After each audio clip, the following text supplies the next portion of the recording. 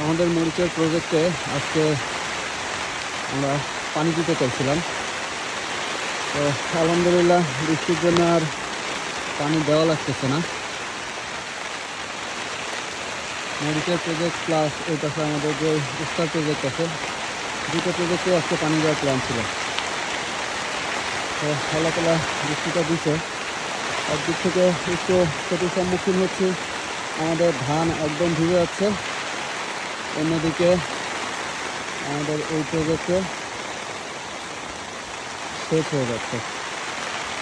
আসলে একটু আগে তাদেরকে এই কথাই বলতেছিলাম, একসাথে সব কিছু সেভ করা সম্ভব না। তো বৃষ্টির জন্য আমাদের মরিচ এবং স্টার প্রজেক্টে পানির ব্যবস্থা হয়ে যাচ্ছে, আর আমাদের ধান একদম ভিজে যাচ্ছে। যাই হোক, সব কিছুর জন্য আলহামদুলিল্লাহ। ভালো থাকবেন। আসসালামু আলাইকুম রহমতুল্লাহ।